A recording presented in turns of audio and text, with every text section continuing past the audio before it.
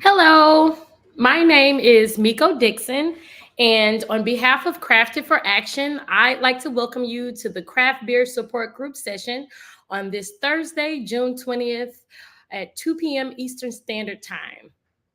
Please feel free to ask questions and engage with the panel by leaving a comment. Our presenters will be sure to leave enough time to answer your questions and address your comments at the end of the session. Thank you, guys.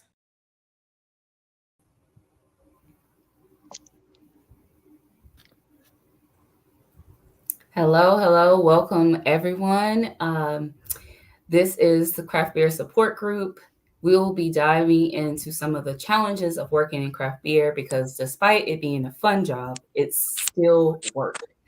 Our panelists will share their experiences and how they handled them. So hopefully you'll get some good ideas on how to address any challenges you might be facing. And please feel free to share some of the things that you're going through now. Maybe we can provide some help.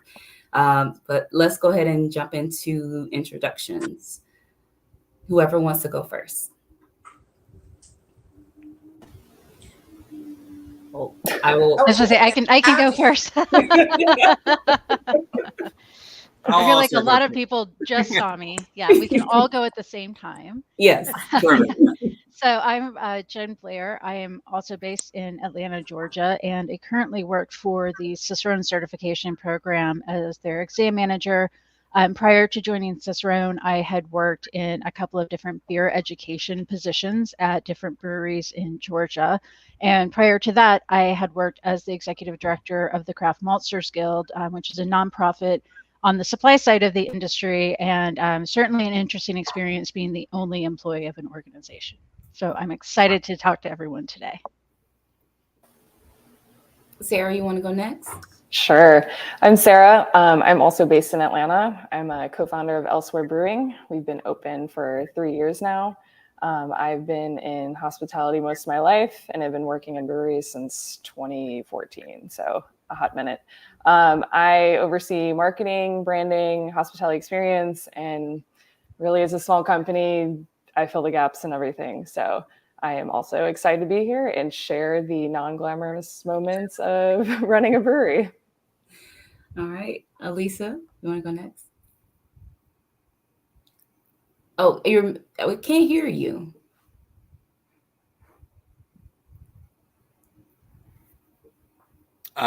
I can step in if we want to figure that mic out. Yeah. I'm Kyle Weimer. I'm the brewer at Peace Brewing in Chicago. I've been there for a combined almost 8 years now, with a brief gap where I was brewing in Chattanooga, Tennessee for about 4.5 years. And Sarah and I know each other and have worked because she has roots in Chicago, and I've been down to Atlanta to brew with them before. So that's kind of how I fit in here, but been in the industry for almost 15 years. Started in Denver at Great Divide Brewing, just kind of kegging, and worked my way up, and now I'm here. So awesome. Elisa. Oh no, we still can't hear you. Can we try without the headphones maybe? Yeah, I can't.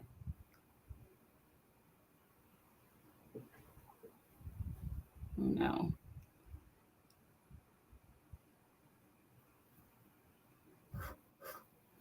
Well, I'm not sure. Yeah, see if you can log in from another device. And then when you come back, we'll get you introduced, but we'll go ahead and jump into the first question so that we don't. Yeah. All right. We'll have Elisa back in a minute. But I want to first start with, what are some common misconceptions people have about working in the craft beer industry? And we'll start there. What are some common misconceptions when you tell people, like, I own a brewery, I work in craft beer? What do people typically say in response? Well, I was just joking with Kyle via text before this, going like, you're the brewer of peace. You only like drink beer and hang out, right? Like that's all you do. And I think so many places elsewhere similar to Peace, we have like a one-man beer program, and it's so much work for one person to do everything. I think the luxury of having a larger team, as you grow financially and independently, gives you a little bit more freedom to do the fun tasting work and bonding with other breweries. And I think the fun things that you think of, but as a small team and a small business, like you have to wear every hat. And unfortunately, like drinking the beer is a very, very small part of the situation and is more of a reward at the end of the day to the stressful situation you have to deal with. That's just one that comes to mind immediately. Yeah. And what I mean, kind of to touch back on that, what we were joking about is I work alone very much so. So I was banking my whole schedule around this thing, and I knew I was doing. And also, I want to say thank you for inviting me. It's a pleasure to be a part of this. But for a brief moment, I did forget that we're in different time zones. So when I woke up at 5 a.m. to get to work at 5:30 to do my whole brew day because I work alone, I'm like, cool, that gives me plenty of time. I can run home to where the audio is a little bit better. I got until 2, and I'm like, oh no, I have until 1. And so I'm like, like I'm here, so everything worked out. But I want, just for the record, I did make it with 2 minutes to spare at 12:45 Central Time. So I got cleaned up a little bit, made a cup of coffee.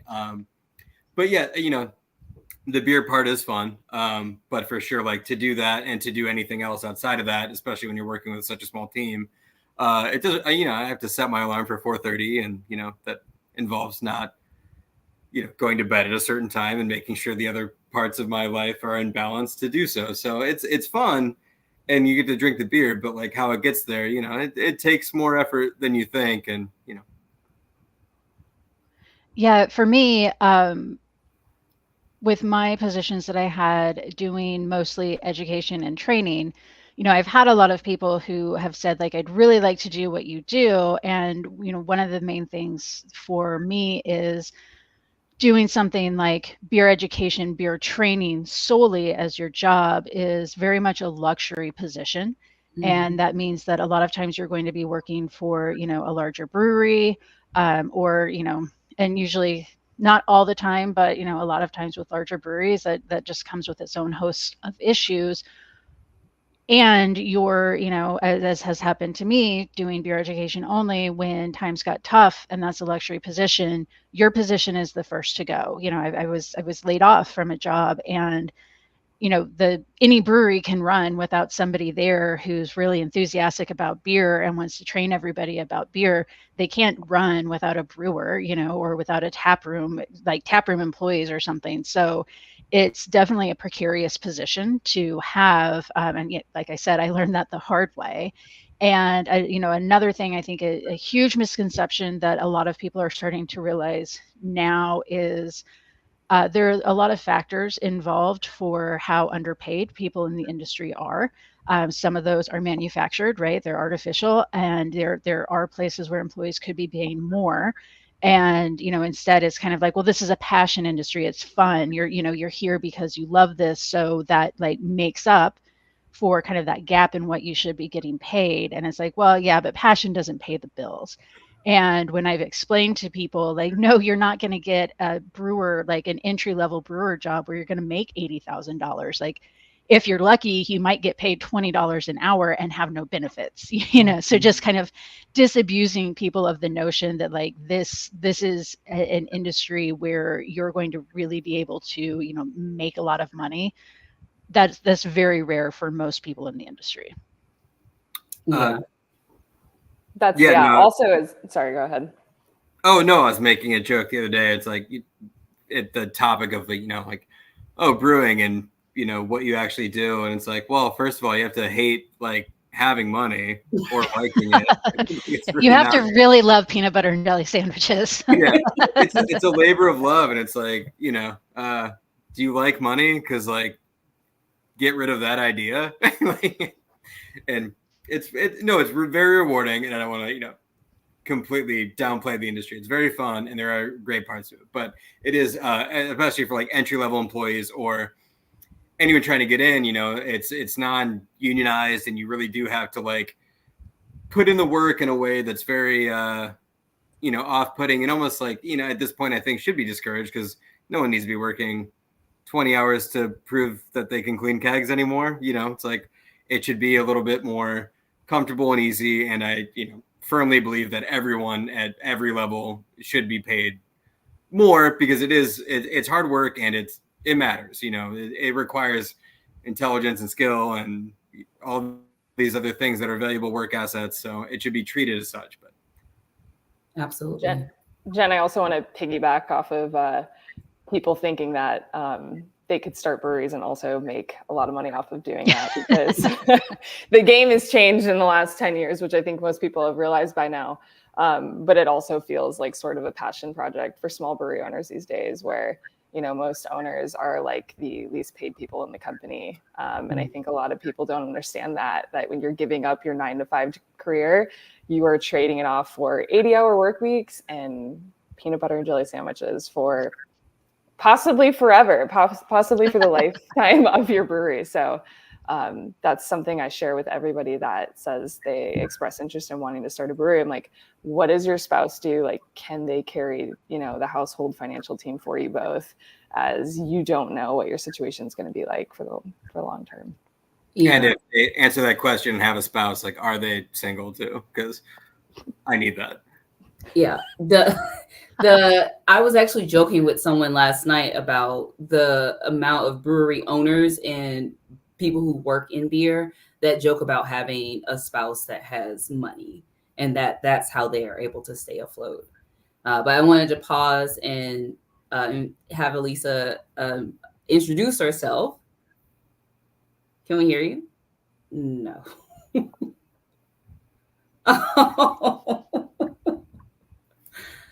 Oh man. And I really want to hear. Okay. Well, we would have loved to hear from you, Elisa. But if you're able to get it working, we'll have you pop back in. But we can move on to my next question. Let's see. I wanted y'all to share a challenging situation that you faced in craft beer and how you navigated it. Whoever wants to go first, Jen, Kyle, or Sarah. Sure. Yeah, I mean, I've navigated a lot of tough situations in my comparatively short career in beer, and I think the biggest situation I navigated was just kind of realizing that the brewery where I was working just was not invested in their employees and in the kind of inclusion efforts that publicly they were saying, yeah, of course we support this. And then in the day to day, when there was a pushback or anything like that, it was like, well, we don't really care about that, and it took me a very long time to come to terms with that fact that this situation is not going to change on their end. The way that I can change it is to just completely remove myself from it, because it had gotten to a head for me where, if you're losing sleep over your job and, you're kind of losing sleep over these very big issues that are important to you, and those values aren't reflected in your brewery. And not only are they not reflected in your brewery, but there's a disconnect between what's being said and what's being done. Just kind of realizing okay, I've tried my hardest to change this. And, the saying, when somebody shows you who they are, believe them. Mm-hmm. And for me, that was really difficult. And there were definitely a lot of ramifications for me as an employee leaving under those circumstances, and having other potential employers think that, I was difficult to manage, or I didn't get along with my coworkers and things like that. And that was a huge, devastating blow to my ego. I've always prided myself on being a good employee, and that, leaving the way I did was completely out of character for me. It was the first time I'd done something like that. And I'm happy that I did, but I remember being, just shocked by how some people reacted to it, and were just kind of oblivious to what was going on in the industry. And that was probably for me the most difficult thing I've had to navigate. I mean, I'll say kind of on that same note, I think Jen and Sarah, you both have very interwoven but different kind of jobs, where I my entire work experience, like since the age of 18, has been like restaurant work, restaurant management, and then I got into brewing, and in between brewing jobs have been restaurant manager. So it's a a front facing job that you have to deal with, like front of the house and front facing employees and customers, where I think my strong suits, I've kind of pushed myself in the back where I'm like alone and my little steamy area, and that's fine. But it is a very much a team effort, and especially like in this time where I think selling beer is a little bit more difficult, and you need your staff to be educated, you need your staff to be friendly, and you need whoever's coming into like your tap room establishment, whatever it is that you have that you're trying to do, it needs to be like welcome and comforting and inclusive. And these are skills that I'm not like great at. So I try and make the beer and educate my staff to be, kind of the voice piece for whatever I want to do.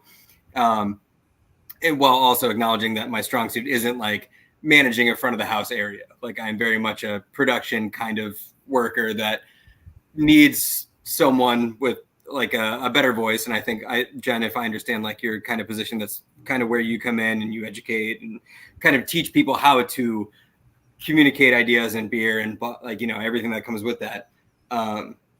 So without having that and trying to be the brewer and the educator and the middle person to do that, I've definitely ran into a lot of problems where I know for a fact I'm not suited for that, and trying to do it while also like, communicating in, there's like a culture that you always want to cultivate all these things, but trying to make that accessible to not only the people that are representing you, but also to a customer to walk in and not have some sort of confusing experience. And so that is very difficult, I find, all the time, especially being alone, because it's like I said, and I'm not trying to complain, but like I woke up at 4 or whatever, went to work, came here, and then so like when I get done at 1 or 2 p.m., I'm trying to tell the staff like it's an IPA, and they're like, "What's in it?" I'm like, "It's Citra." Just tell them that, But like everyone needs more than that. So a big struggle is communicating those ideas, and then finding the right way to do that. And sometimes it does involve like a second or third person that I don't have at this point. So it is a very difficult thing. And I think that's where like roles like Sarah and Jen, you come in, and I happen to know Josh, Sarah's brewer at elsewhere, but I think he's very similar to me, where he needs a second, third person to help communicate all these things to be successful, on top of the fact that like the brewing is going fine.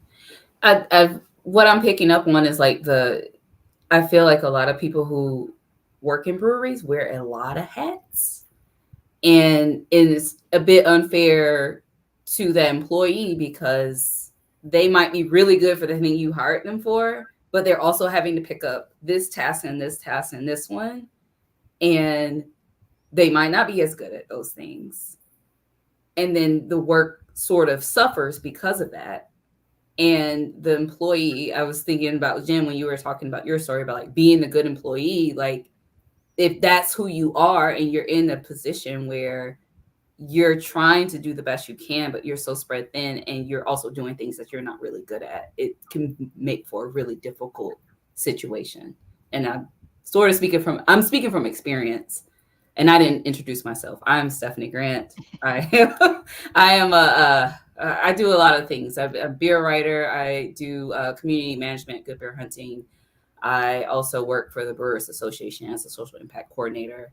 And I've worked for a brewery for a year and decided to go out on my own a couple of years ago and sort of create my own path in craft beer.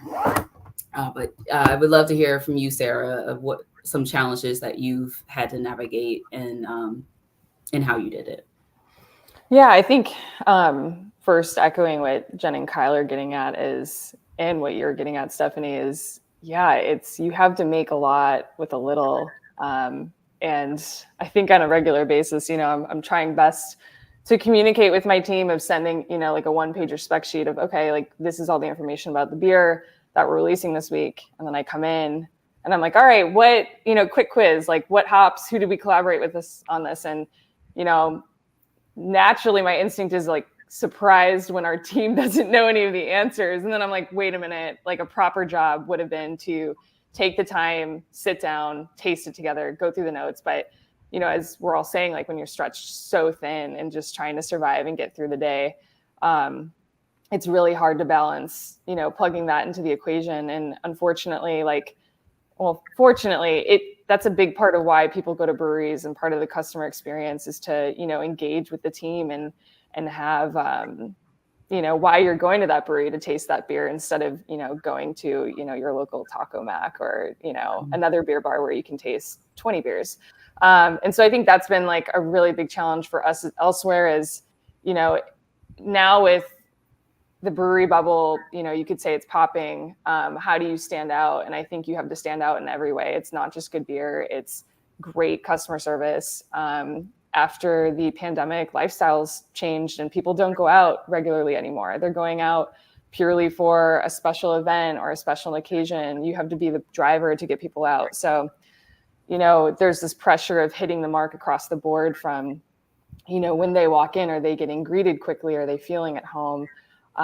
Did their server, you know, or bartender explain to them the difference between the 3 IPAs and offer them, you know, a sample? Did their food, you know, arrive quickly and hot and of quality? And so, and then on top of it, was it a memorable experience? Like, did they connect with the bartender there? Was there a band? Was there something cool happening? Because if there isn't anything noteworthy about it, there's a chance that they're going to try another place, you know, next time they're looking to go get a beer. So I think that's like a new problem that we've, you know, encountered in the last 3 years is we're always trying to stand out. And when you have all these different components of restaurant, beer, team, and you're trying to do it with a small leadership team, it just feels like an impossible challenge of always trying to make things better and the best they can be. For us, it's just really, I think the way we resolve this problem, which is a never-ending problem, is trying to really have like the best leaders in place. And that's something hard to do with a little bit of money. I have this conversation routinely where I'm like, you know, I'm hoping as a small business and with the economy and things that it's going to get better. So I can personally afford to like pay managers more, but it's like the chicken or the egg where, you know, some people are like, it makes sense. You have to have a lot of money to pay a good manager. But at the same time, you need good managers to be able to, you know, drive more traffic and have, you know, a strong team that's going to get customers coming back. So we've been trying to navigate that. But in the meantime, you know, we've unfortunately gone through quite a bit of managers in the last year because we're just personally over settling if it's not a good fit, if, you know, the person isn't hitting the expectations that we have set from day one, it's only hurting the team. And especially when there's 3 people on your team and one of those leaders is not hitting the marks, it really affects everyone else in a way that's like, you know, it's not compromising. So we have like a rigorous 30, 60, 90, and, you know, they could be the best people in the world, but if the attention and to detail and the care isn't there, like, it's just like a professional pass, like, you know, best of luck to you, but we have to keep trying. It's like dating. Like, why are you going to date someone subpar where it's preventing you from getting to finding, you know, your long-term partner? Mm-hmm. Yeah, that's... There's a lot I threw out there. No, like I totally get it. And I'll throw this question at you about like how do you balance all of that, which I sort of hate. Like, I think it's a constant balancing act. Like, sometimes you just have to be like focused on work, and sometimes you can like get away for fun. It's just not, sometimes you're not able to have it like this. It's going to be like this back and forth. But like, as a business owner, how do you handle the stressors of work, the to-do list of work, and then find ways to take care of yourself and spend time with your friends and your family? I'm still trying to figure that out. But, you know, for me, I think what helps is, I'm sure the 3 of you fall into this rut sometimes where you're like, all right, like, it's on my goal to, for me personally, it's like to hire a manager. Well, that ship could sail and it could be 4 months later and you're like, I still haven't done that. So I think for me, setting setting some loose timelines, like I did with my other manager the other day. I'm like, okay, like we've been talking about this, like let's set a goal to have this done by like, you know, something reasonable, like a month or two from now. But I think when you are wearing a million hats, time passes so quickly. It's scary that all of a sudden you're just putting out fire after fire every day, and suddenly like it's 2 seasons later. Yes. And so I think trying to come back to every week, you know, I have like a list of like top of mind things that I talk to about with my husband and business partner weekly, where I'm like, each week, like, you know, we may not be making a ton of progress every week, but it's just something to keep in top of mind. Like, how are we approaching that really important detail thing that we need to change that is going to impact everything in a positive way? But I know when those things require like creativity and effort and you're feeling burned out, like those things require a lot of energy that you don't necessarily like have to give within you. And so, you know, for me, I think it's just continuing to have the conversation and not putting that thing in the backseat, because it'll be in the backseat forever if you don't, you know, face it week to week. Yeah, I have several things in my backseat right now that I'm feeling a little stressed about not getting done. So I can totally relate. But I like the idea of providing some deadlines to those things in order to get them out of the backseat and on the, I don't know, in the driver's seat. Right. Because there's no beautiful picture of balance. Like, you know, there's some weeks where I'm working Monday through Sunday, morning and night. And then there's some weeks where I do have a Friday, Saturday, Sunday weekend. It's like, take what you can. I think that's my biggest thing. Like, you know, take what you can and don't feel guilty about it. If you have the opportunity to get away from work because there is another manager, whoever, somebody present that can cover, like, absolutely take it. Like, don't use that time to like get ahead or get something else done. Just like take it and deal with it later. I love that. Kyle, I wanted to ask you, so Sarah, you brought up being creative and how that creativity can kind of wane when you're exhausted and from wearing all the hats. And Kyle, as a brewer, I was wondering, like, have you experienced times when your creativity sort of suffers because you're exhausted from work, and how you've navigated things like that? It's interesting because I have a very unique experience in brewing too, where Peace in Chicago, which it's a brew pub. We've been around for 24 years now, but it's just serving tanks, and I don't distribute, and I have kind of the luxury of not labeling or packaging, so I can kind of I have a lot of freedom, which is nice. But there are times where I'll show up and I'm like, I'm going to brew an IPA. And then, like, what is it? I'm like, I don't know yet. like, I know what the grain's going to be, but it sounds like I don't care. I do care. So I'll like mash it in. I'm like, throughout the day, I'm like, all right, cool, I'll do this, buy some stuff.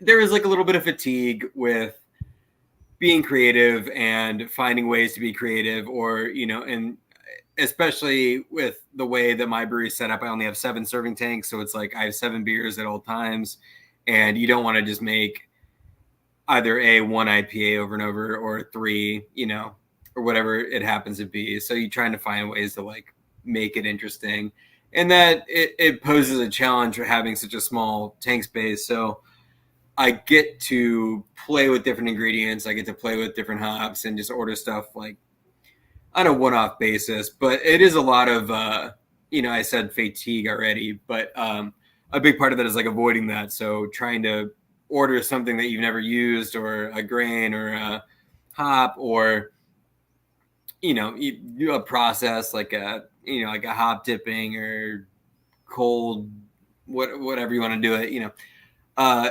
But it can get stagnant. And so if your question is how do you keep it interesting, it's like you kind of have to mix it up or make it interesting for yourself, or find some sort of drive. And whether that like a collaborative method with someone else to just kind of pepper in something new to the normal routine, something like that. But as someone I've been brewing for a while, and it you can just make the same beer over and over again and kind of like get burnt out a little bit. So I would imagine, it's I'm trying to answer your question succinctly. Well, how do you keep it interesting then? Because it could be really Yeah. monotonous brewing in your little beer cave every day. You know, I start with a name, so I always start with a beer name first, and like I look for inspiration, and then I find a beer name, and then I'm like, all right, cool, now I'll make the beer, and like that has kind of been a method for me that no one else likes, and especially working with other breweries are like,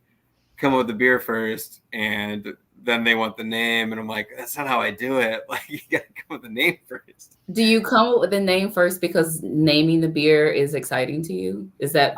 I do think it's exciting to me, but I've met other people that's their least favorite part, and I like it. And you know, like coming, you know, back to Peace years ago, you know, the Roadhouse film with Patrick Swayze. It was right when hazy IPA started coming out. So me and my old boss were coming up with like, you know, more Swayze than hazy, and like that was it.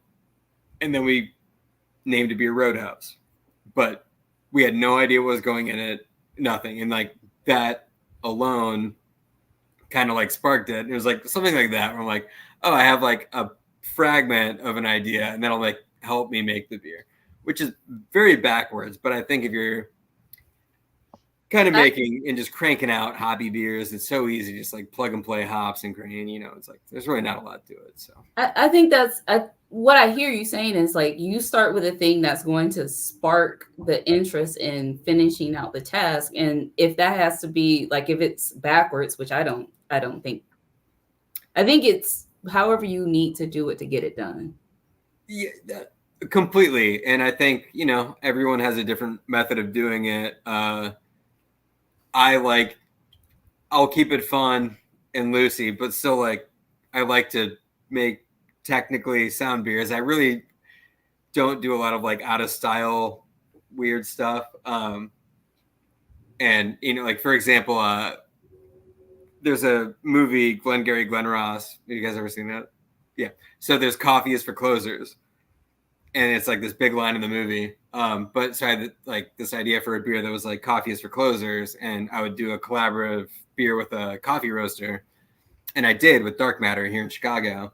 And they're like, so what do you want us to do? You want to like make a coffee beer? I'm like, no, like you don't do anything. It's just coffee is for closers.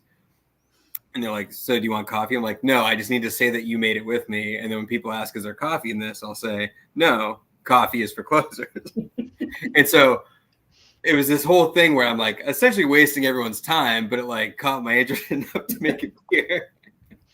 And it sounded so dumb, but everyone got on board, and it was like ended up being a really good time. And then the Dark Matter people came over. We did a collaborative like pizza because we also have a restaurant, and it ended up being like a very like kind of mutually beneficial relationship for both the brewery, restaurant, and the coffee roaster. But it was all just born out of like something I'm like, I'm kind of bored and I need something to do. And yeah, I don't know, just it should be fun. And at the end of the day, it's beer, it's fun, you know. Yeah. Jen, I'm switching gears a little bit. I have admired you from like leaving a brewery structure, which feels like very structured, to like just when you were naming out the different things that you do. It feels like the list that I have of the different places I have my hands in.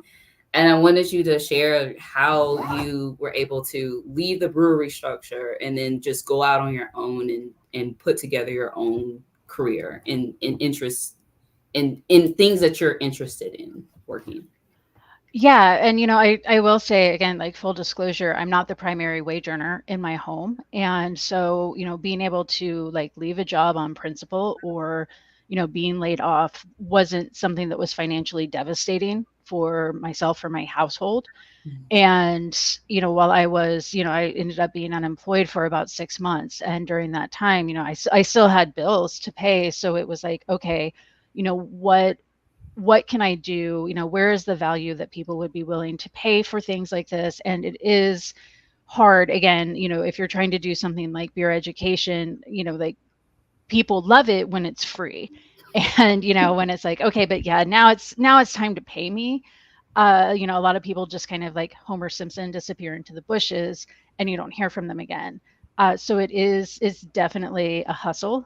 And I'm really not built for the hustle, but that was something when I was thinking, okay, maybe I can, just try to like do some freelance stuff and get some kind of steady income. I reached out to friends I knew who had done that and said, like, what happens if somebody doesn't pay you? Because I know myself, and I'd be like, well, I guess that's okay. No big deal. Take 5 years to pay me back when it was supposed to be a month. And most of my friends were like, luckily I had somebody else who was the one that was like the skull cracker, who was like, hey, just wanting to remind you that 30-day bill is due in 15 days. Now it's due in 10 days. So yeah, I mean, for me, just having a lot of different interests in beer also allowed me to, at times think about like, okay, where am I seeing a gap in education in the market? And what can I do to fill that gap, to create something that people would find value in? And like there are some ideas that I started, like I still pay for my Squarespace website every year, even though I haven't updated it. But that was something when I was starting out and wanted to move into the beer industry. People weren't going to hire me for like not having any kind of experience at all, except like I'm a home brewer, and sometimes my homebrew friends say my beer is good. That doesn't get you, if you're a home brewer watching this, that does not get you anywhere. Like that, that doesn't send the message you think that it's sending. Um, and I was like, okay, well, what can I do? Well, I could start a blog, and that's where I could post things about myself, what I was learning as I was going through learning more about beer, and how being able to figure out how to communicate it clearly to people, where it resonated with them and where it was also engaging. And that was a great way for me. Once I was looking to move into the industry, I could say like, hey, I have this website. And so people could go and tell that I had invested time in, in my own kind of self-education. And, from that, I've been able to do like a few small projects here and there, but I definitely let people know, like, the sum total I have been paid for like freelance projects, it's over the past, like 6-7 years, is maybe around $1,000, maybe 2,000 if I like sat down and really added everything up. So for me, that's kind of turned into something that's like, yeah, when a project makes sense for me, I'll take it on. If it doesn't, then I'll find somebody else who can do it.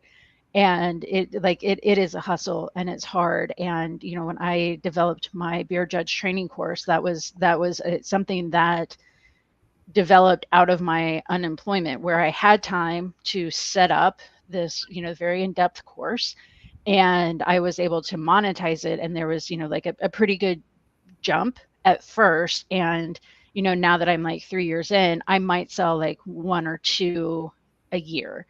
And so I've seen like a significant drop off in that. So I don't mean to like be a complete downer, but I do think that transparency is important, because I have heard from a lot of people, like, hey, I'm interested in doing this, and it's like you're very unlikely to make money at it, and you're going to have to work very hard for the money that you do make. Yeah, absolutely. It is a grind. It is a hustle. To be like on this side is great. Like I'm glad that I had my experience in the brewery, but I'm also glad that I'm not there anymore, because I get more control over my life. But that also looks like what Sarah was saying, sometimes just not turning off your mind because you're constantly working. I'm Right. like, I feel like mentally I'm constantly working. Vacation, maybe I can turn it off, but it's just a constant grind. Yeah, and that was definitely something when I was hired by Cicerone, that I was very happy to go into a workplace where everybody, we really share the same culture. There's firm boundaries. If my boss needs something from me on the weekend, I get a text that's like says I'm sorry like 6 times before he asks me to do like one minor thing that I'm the only person who can do it. And being part of a team where it is like that, and everybody takes that seriously, and if you're on PTO, you're dead to the company until you get back. Nobody's bothering you, right?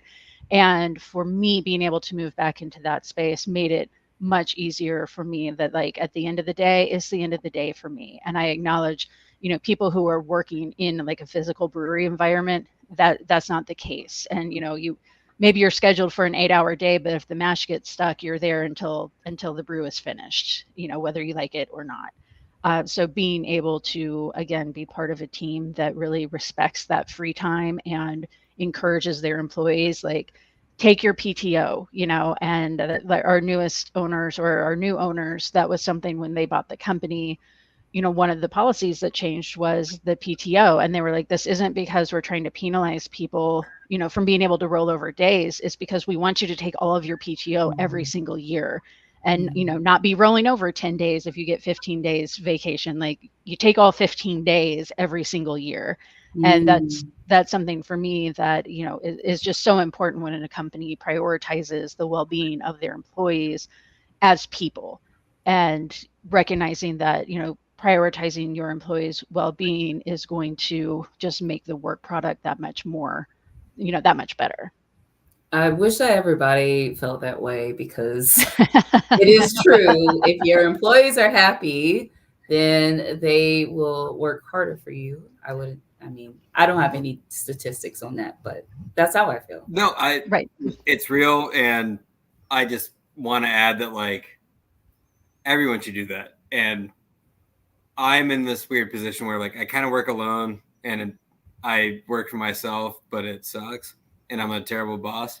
And so I tell everyone that has the opportunity, like, of course, like, take the time off, go, leave. And, like, it's advice that I can't heed, but, like, it's beer. Like, ultimately, like, who gives a shit? Like, it's fine. Like, the beer will be fine. So, like, there is this weird pressure on all these employees, like, keep trying so hard. Like, dude, like, it's beer. Like, it'll live. Like, on the weekend, if, like, a glycol unit goes out, like, boiler goes down, whatever it is, it's beer. Like, it really isn't the end of the world.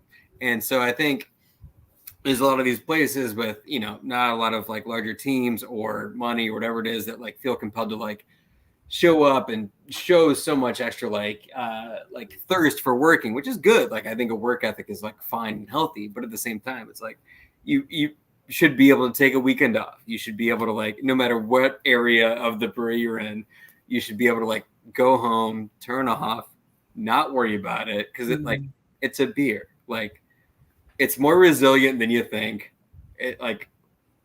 It's fine. You'll still drink it. It's fine. I'm not saying no, but I'm saying at the end of the day, it'll be okay. Yeah. Yeah, the biggest suggestion I always give everybody, goes for outside of the beer industry, is if you don't own the company, do not own the problems when you're not there. Like, there's no amount of, like, pay. And if it is an insane amount you're getting paid, then that's the trade-off, you're giving for that time outside of work. But I'm always like, if you're not getting paid insane money that you need, don't do it. Like, you don't have to. You just don't have to. And I'm like, I always say, don't put more effort in than, otherwise go start your own company, and you can do that yourself and hopefully reap the rewards of owning a company someday with that amount of effort put into it and thought, because it's draining. And if it's not yours to own, then why do it? Yeah. And I know I'll also add to that, and what Kyle was saying. One of my best friends also owns a brewery, and it's been interesting seeing her over the few years, kind of how that's evolved from, like, well, I'm always available, to, now she just has an out of office reply set up all of the time for every email she gets. And it says, like, if you're a salesperson, if we're interested in what you're selling, I will contact you. You don't need to contact me again. And, then at the end, it's like, here's a link for why mental health is important, and why, like, not answering every email is important, and has, like, links to well-being articles in her automatic reply. And I love that, because I'm like, yes, that's a perfect way that you're just managing expectations for everyone. And then also, as the boss, you're encouraging your employees to do the same thing. Is when you're not at work, you're not at work. And that's, that time that you're not at work is sacred. That's more important than your time being at work for your, for your well-being. Absolutely. I wanted to end on despite all of the problems and the issues that you encounter, what do you love about being in this industry? What keeps you coming back?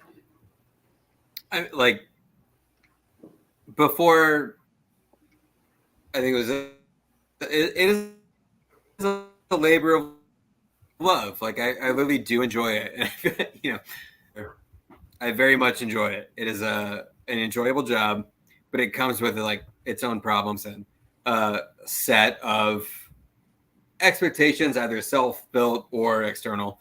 But like, you know, it's good. It's a good industry, and I think it could be better. And I think everyone could be a little bit better about helping each other, and especially when it comes to like either entry level situations or startups or places that are like at this point struggling. It's like, you know, like a good starting point would be to, you know, support your employees, support your staff, support the education for your staff. Like all these things will help you be more successful and be less stressed out. Where, you know, I work alone, so I need people to help me. I need people like everyone in this like chat right now to help me. Like I know my strengths, I know my weaknesses, so it's all dependent. It's not a very 100% like burden. I'm like, oh, I made the beer, now it's like fine. Like, no, I need someone to pick up my slack where like I'm good at being in the back. Like I need someone in the front to help me talk about it, you know?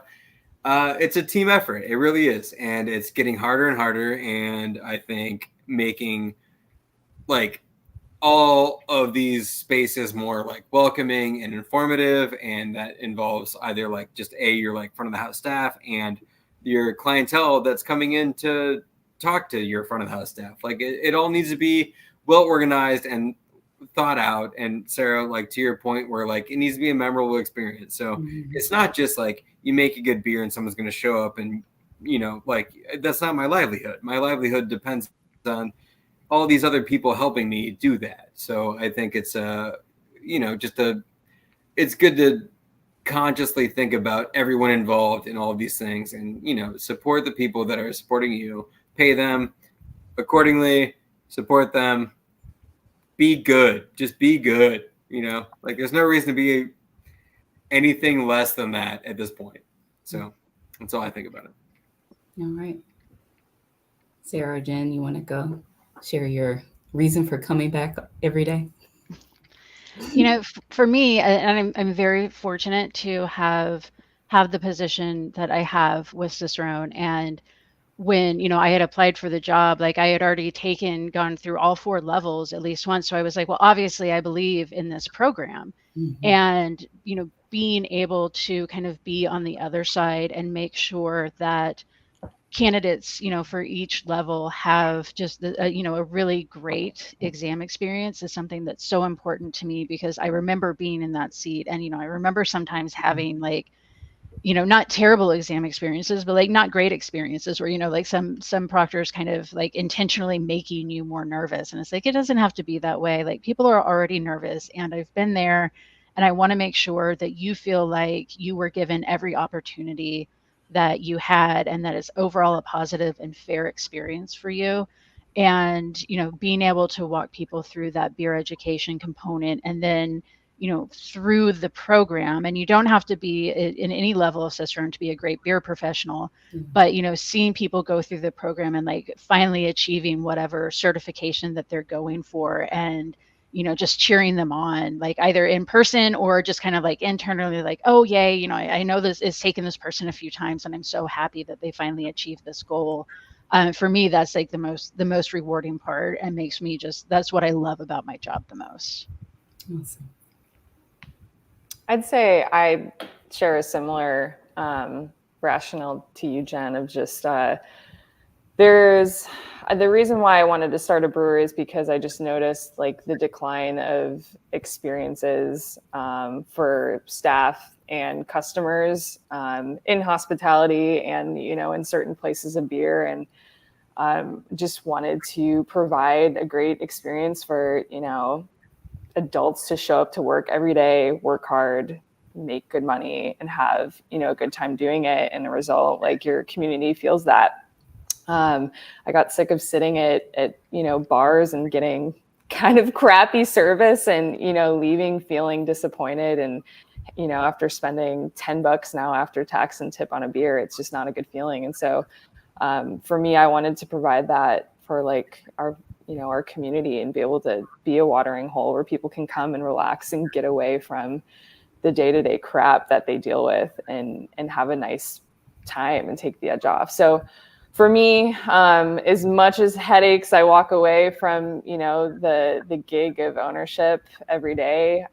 When I think of the alternative, every other job is going to have its woes and going to have its problems and its headaches. So you just kind of have to pick and choose. And for me, the beer industry is much more rewarding. The amount of friendships and relationships that I've cultivated through not just brewers in the industry, but the people that come in and enjoy beer. Like there's just a lot of good people in general that like are attracted to beer and work in beer. And there's a lot of assholes too, but for me, it's generally like good people. When you look at hospitality, if you look at, distilleries or cocktail bars or fine dining, that attracts a certain type of, person at the end of the day. Like I just resonate most with the people that are attracted to beer. So for me, it's, naturally more of my people are in this industry. And so I think that's why it'll always be a magnet for me. Well, we are a little over time. I don't see any questions, but if you have a question, pop it in the chat. I'm going to give the Jen Blair warning. You got like 60 seconds. we have to go because we're over time. But I want to thank y'all for sharing and joining me here. I think that you share some really great information, and I appreciate you for being here. We appreciate you too. We're glad that you're here. Thank you. Thank you. And Stephanie, I was going to say, so where I live in Chicago, I'm like 2 blocks away from where the old Good Beer Hunting studio was. Yeah. Which, because 5 years ago, before I moved, I was 2 doors away. Wow. So on the same street, but it's like right there. I was in Chicago, what was that, last weekend, the weekend before, and I was trying to go to the studio because I've never been, but been working with them for a couple of years now. And I didn't get to go, so I'll have to come back up to Chicago, which means I'll have to come hang out with you, get a beer. Do you hate free pizza and beer? Come on. I don't at all, and I love Chicago. Between the months of April and August. Perfect. Let me know. And Kyle does usually brew more than IPAs. Kyle, correct me if I'm wrong, and he'd be 86 lagers. No, I do. It's just a very perfect example of how kind of monotonous things can be. But I have 7 tanks, like most are lagers and IPAs and all clean to style shit that no one cares about but me. So it's okay as long as it's free. I'll drink it. Great answer. The other part, that's why Peace is failing. It's all free. No, but come on by. No, I would love to have you. So let me know. I'll let you know. Well, thank you everyone who's watching. We are out. All right. Thank you. Bye. Bye.